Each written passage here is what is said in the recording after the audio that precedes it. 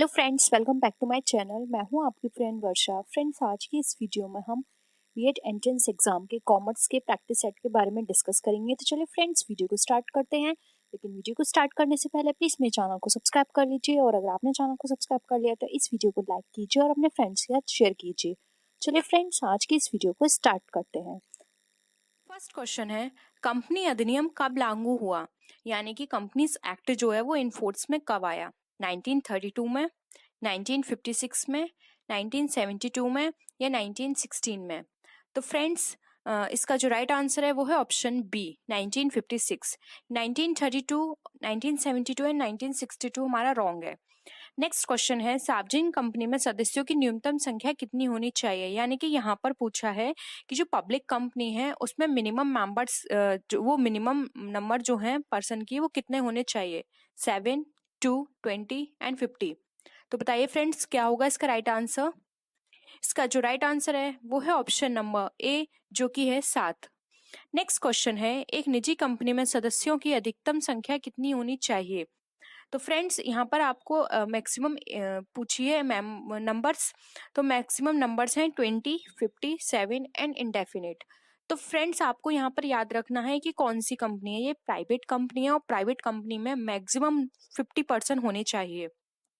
Next question है, समता अंशधारी होते हैं जिनको हम इंग्लिश में इक्विटी शेयर होल्डर भी बोलते हैं। तो इक्विटी शेयर होल्डर कौन से होते हैं?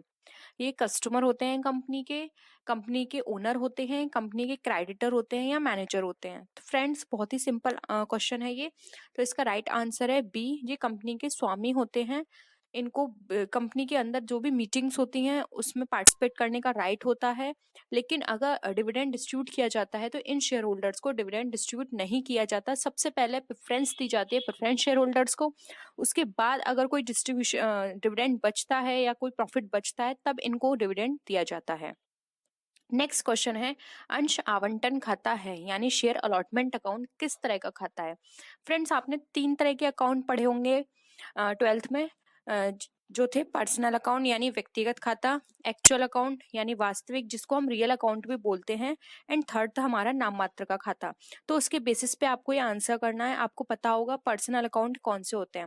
फ्रेंड्स, पर्सनल अकाउंट वो वाले अकाउंट होते हैं जिसमें किसी पर्सन का या फिर किसी पर्सन को जो रिप्रेजेंट कर रहा है उसका अकाउंट आता है। जैसे कि सुधीर का खाता, सुशील का खाता, ये हो गए पर्सन के।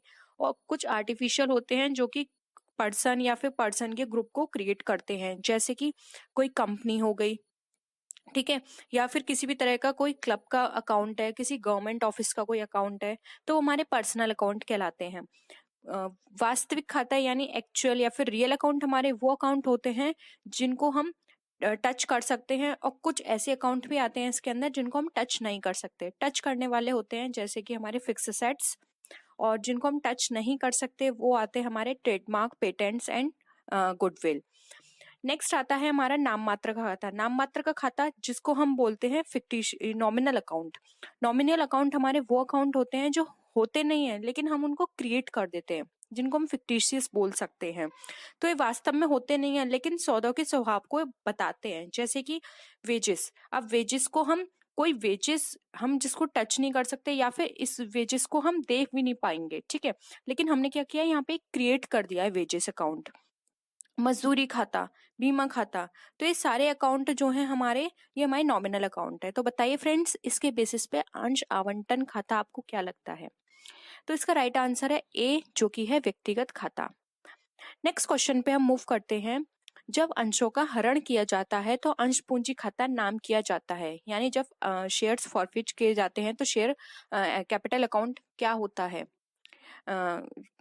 यो भी याचना की बकाया रकम से क्रेडिट या डेबिट किया जाता है, याचित रकम से यानी कॉल्ड अप कैपिटल से उसमें एंट्री होगी, पेड अप कैपिटल से उसमें एंट्री होगी, या अंशों के मूल्य से यानी जो शेयर का जो टोटल प्राइस है उससे होगी वो एंट्री। तो बताइए फ्रेंड्स, क्या होगा इसका राइट आंसर?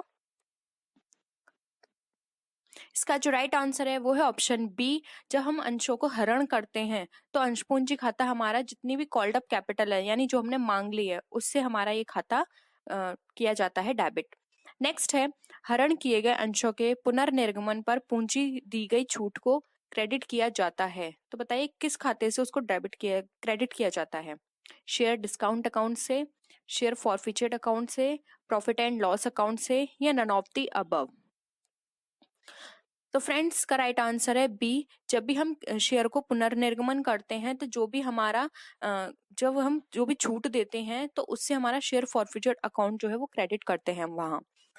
नेक्स्ट है, ऋण पत्रों को सहायक प्रतिभूति के रूप में निर्गमन पर डेबिट किया जाएगा। यानी कोई भी ऐसे डिवेंचर्स हैं जिसको सब्सिडी सिक्योरिटी के रूप में इश्यू किया गया है तो उसको डेबिट किससे किया जाएगा? डिवेंचर अकाउंट से, बैंक अकाउंट से, डिवेंचर सस्पेंस अकाउंट से, या नन ऑफ द अबव। तो बताइए फ्रेंड्स, इसका जो राइट आंसर है वो है ऑप्शन सी, जो कि है डिवेंचर सस्पेंस अकाउंट।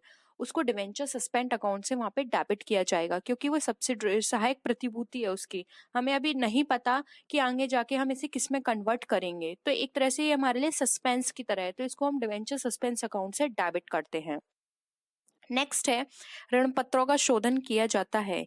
यहाँ पर फ्रेंड्स आपको प्राइस का वो बताना है कि प्राइस का जो मेथड है वो किस तरह से होगा। रिडीम एट पार पर, एट प्रीमियम पर, वाई कन्वर्टिंग इन शेयर, या फिर ऑल ऑफ दी अबव। तो किस पे उसको रिडीम किया जाता है, यानी जब हम उसको पे ऑफ करते हैं तो किस पे किया जाएगा?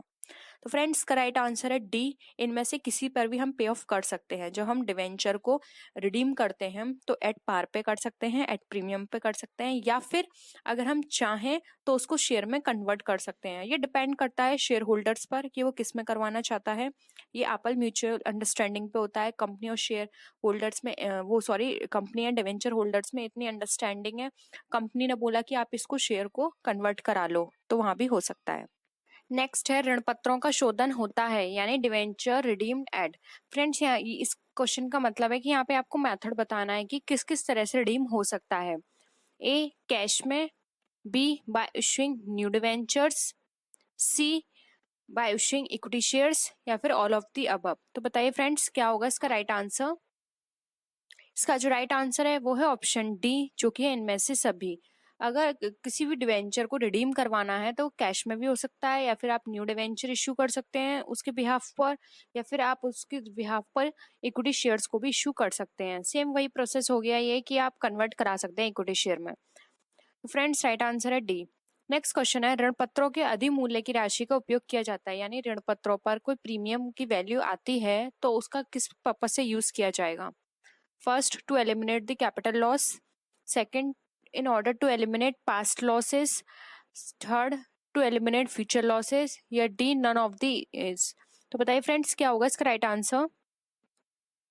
इसका जो राइट आंसर है वो है option A, to eliminate the capital loss, यानी कि पूंजीगत हानियों को समाप्त करने में ही हम ऋण पत्रों के अधिमूल्य की राशि का उपयोग करेंगे।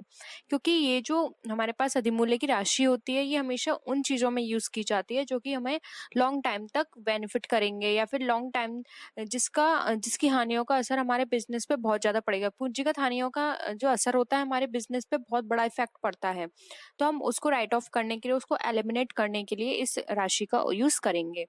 नेक्स्ट क्वेश्चन आता है, कौन सा संचय आर्थिक चिट्ठी में नहीं दिखाया जाता है? A capital reserve, B secret reserve, C है बी सीक्रेट रिजर्व, सी है हमारा रेवेन्यू रिजर्व, एंड डी है हमारा शेयर प्रीमियम। बताइए फ्रेंड्स कौन सा रिजर्व है जो कि हमारी चिट्ठी में नहीं दिखाया जाता है?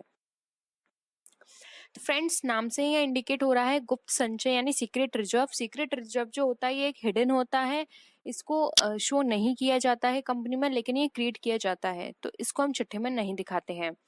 नेक्स्ट क्वेश्चन है, सामान्य संचय, पूंजी संचय आदि को चिट्ठी के दायित्व पक्ष में किस शीर्षक में दिखाया जाता है? तो यहाँ पर आपको बताना है कि किस हेड में उसे दिखाया जाएगा। ऑप्शंस हैं share capital, reserves and provisions, current liabilities and secured loan. तो बताइए friends journal reserve and capital reserve जो है वो हम कहाँ पे शो करते हैं? बहुत ही सिंपल क्वेश्चन है फ्रेंड्स, रिजर्व आ रहा है इंडिकेशन, यानी कि हम इसको रिजर्व एंड प्रोविजंस हेड में इंडिकेट करते हैं, उसको शो करते हैं। हम नेक्स्ट क्वेश्चन पे मूव करते हैं। नेक्स्ट क्वेश्चन है हमारा, तलपट में दिखाए गए प्रारंभिक व्यय को अंतिम खाते बनाते समय दिखाया जाता है, यानी प्रारंभिक व्यय को अगर तलपट में वो शो किए गए हैं तो अंतिम खाते में वो हम कहाँ दिखाएंगे? ए ट्रेडिंग अकाउंट में, B profit and loss account में, C liability side of the balance sheet, and D asset side of the balance sheet. तो बताइए फ्रेंड्स क्या होगा इसका राइट आंसर? इसका राइट आंसर है डी, चिट्ठे के दायित्व संपत्ति पक्ष में। फ्रेंड्स, जो प्रिलिमिनरी एक्सपेंसेस होते हैं ये हमें लॉन्ग टाइम तक हमें क्या करेंगे, बेनिफिट देंगे। ये हम एक असेट्स की तरह यूज करते हैं, तो इसको हम बैलेंस शीट में दिखाते हैं असेट साइड में। नेक्स्ट है अवास्तविक संपत्तियों में सम्मिलित किया जाता है। फ्रेंड्स, जो 14 जो क्वेश्चन था उसका मेन रीजन असेट साइड में दिखाने का यह भी है कि जो प्रिलिमिनरी एक्सपेंसेस होते हैं हम एक बार में उसको P&L में नहीं डाल सकते, क्योंकि वो एक बहुत लार्ज अमाउंट में होते हैं। अगर हमने एक बार में P&L में डाल दिया तो वहां पर जो हमारा बैलेंस शीट का जो प्रॉफिट आ रहा होगा या फिर जो हमारे पूरी फाइनेंशियल ईयर की जो पोजीशन है वो बहुत गड़बड़ा जाएगी। तो हम एक बार में उसको नहीं डाल सकते, हम धीरे धीरे उसको राइट ऑफ करते हैं। तो इसको हम एक तरह से एसेट साइड में सिक्योर करके रखते हैं और धीरे धीरे हर साल हम थोड़ा थोड़ा अमाउंट उसमें से निकाल के P&L में ट्रांसफर करते रहते हैं, इसलिए इसको हम एसेट साइड में शो करते हैं। नेक्स्ट क्वेश्चन है अवास्तविक संपत्ति में सम्मिलित किया जाता है, यानी नॉमिनल असेट्स इंक्लूड की जाती हैं। ए, प्रिलिमिनरी एक्सपेंसेस में, अंडरराइटिंग कमीशन में, सी, डेवलपमेंट एक्सपेंसेस में, या डी, उपरोक्त सभी। तो बताइए फ्रेंड्स क्या होगा इसका राइट आंसर। ये आज का हमारा लास्ट क्वेश्चन है। तो फ्रेंड्स का राइट आंसर है डी, उपरोक्त सभी।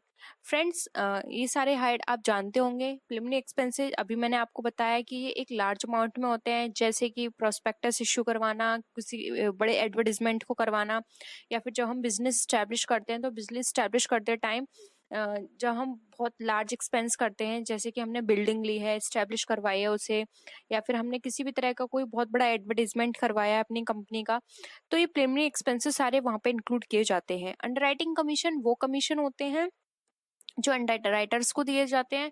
अंडरराइटर्स वो पर्सन होते हैं, ये एक इंडिविजुअल, एक कंपनी, एक बैंक, कोई भी हो सकता है, एक ग्रुप ऑफ पर्सन भी हो सकता है। अंडरराइटर ये एक तरह से ये प्रॉमिस करता है कंपनी को, या फिर ये इस तरह की रेस्पॉन्सिबिलिटी लेता है कि अगर वो कंपनी अपने इश्यू करती है शेयर को और वो 90% अगर पब्लिक उनको नहीं परचेस करती है, तो जितने भी जो रिमेनिंग शेयर्स होंगे वो अंडरराइटर्स उसको परचेस कर लेंगे। तो एक रेस्पॉन्सिबिलिटी लेता है अपने ऊपर कि अगर आपके पूरे मार्केट में वो सेल नहीं हुए तो उनको हम परचेस कर लेंगे। तो इस बिहाफ पर जब उनको इस तरह का एक कमीशन दिया जाता है कंपनी की तरफ से अंडरराइटर्स को, उसको बोलते हैं हम अंडरराइटिंग कमीशन। नेक्स्ट है डेवलपमेंट एक्सपेंस। अगर हमने अपने बिजनेस में किसी भी तरह का कोई डेवलपमेंट करवाया है, किसी प्रोडक्शन से रिलेटेड, या फिर वो XYZ कुछ भी हो सकता है, अगर वो डेवलपमेंट से रिलेटेड है तो वो एक्सपेंसेस हमारे डेवलपमेंट एक्सपेंसेस कहलाते हैं। तो ये सारे नॉमिनल असेट्स में इंक्लूड होते हैं। ठीक है फ्रेंड्स, ये थी आज की वीडियो। आई होप आपको आज के क्वेश्चंस पसंद आए होंगे। अगर वीडियो पसंद आए तो वीडियो को लाइक कीजिए, अपने फ्रेंड्स के साथ शेयर कीजिए, और किसी भी तरह की कोई भी क्वेरी हो या आप सजेशन देना चाहते हैं तो आप नीचे कमेंट सेक्शन में लिख सकते हैं। तो फ्रेंड्स, नेक्स्ट वीडियो में हम फिर मिलते हैं और भी अच्छी वीडियोस के साथ। तब तक के लिए बाय बाय।